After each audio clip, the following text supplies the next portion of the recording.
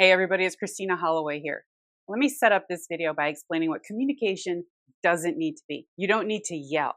You don't need to dominate. And you definitely don't need to become someone you're not to communicate with authority. You just need the right language, words that match your strength, your clarity, and your leadership. In today's video, I'm walking you through 10 power statements that will help you communicate with impact, especially if you're in a room where people overlook you, interrupt you, or dismiss your input. Whether you're just stepping into a new leadership role or tired of being passed over, this is your starting point. I'm Christina Holloway. I'm a PCC certified executive coach, and on this channel, I discuss the most powerful ways you can build your career through confident communication, leadership development, and navigating a tough work culture. All right, so let's get started. Part 1, establishing authority. These first 3 statements shift you out of passive language and into a confident, grounded leadership voice. They don't shout, but they don't shrink either. Number 1, here's what I recommend and why. This signals that you have an informed perspective and you're not afraid to take a stand. It removes hesitation and replaces it with trust-building confidence.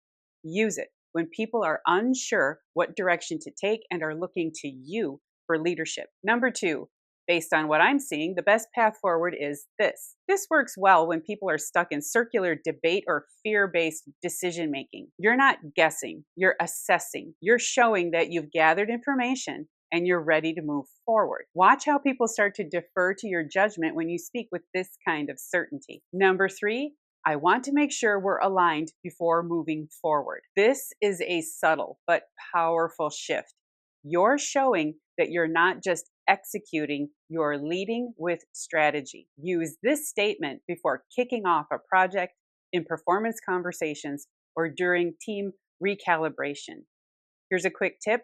Say it before problems arise, not after. Part 2, holding boundaries and expectations. These next 3 phrases help you stay in control, especially when others are unclear, disorganized, or pushing the limits. Number 4, before we move ahead, I need clarity on this. This puts a pause on the rush to execute mindset and brings things back to what matters. It says, we're not throwing spaghetti at the wall, we're working smart. Use this with stakeholders who try to bulldoze ahead or hand off incomplete assignments. Number 5, this doesn't align with what we discussed. Can you clarify? This is how you professionally push back without sounding combative.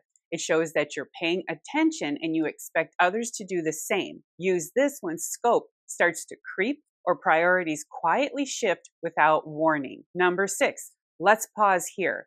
I want to make sure we're not missing something important. This is leadership in action. You're not just keeping the train moving, you're checking the tracks.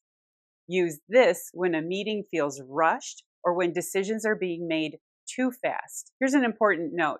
This phrase also helps introverts speak up in fast-moving conversations. You're making space for deeper insight. Part 3, challenging ideas without apologizing. If you've ever hesitated to speak up because you didn't want to come off as too much, then these next 3 phrases will help. Number 7, I see it differently. Let me explain. You're not creating conflict, you're creating clarity, and this phrase allows you to insert your voice into groupthink or flawed logic without triggering defensiveness. Use it to challenge respectfully and follow with data or examples. Number 8, I'd like to raise a concern before we go too far down this path. This is proactive leadership.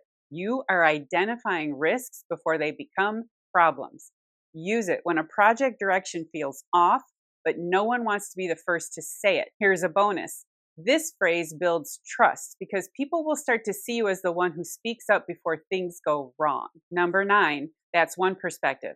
Let's also consider this. This phrase lets you redirect without invalidating others. It also shows you can hold multiple viewpoints, which is a sign of strong leadership maturity. Use this when someone dominates the conversation with their view or when teams fall into yes man culture. Part 4, the power close. Here's your last power statement to end a meeting strong. Number 10, thanks for the discussion. I'll move forward with this approach unless I hear otherwise. This is the statement that's quietly signaling I'm in charge here. You're giving space for input while also moving things forward. Use this to close meetings, especially when consensus is fuzzy and people like to linger. And yes, it works even when you're not the most senior person in the room, because leadership isn't about title, it's about clarity and forward momentum. Let's zoom out for a second. These power statements, they're just clearer language that reflects what you already know. You're already smart, you're already strategic, you just need language that matches your presence. So let's recap. Use authority phrases to lead with confidence. Use boundary phrases to protect your energy and your team. Use challenge phrases to be heard without apologizing. And use your closer to move things forward. These are great statements to add to your communication toolkit, and I have you covered.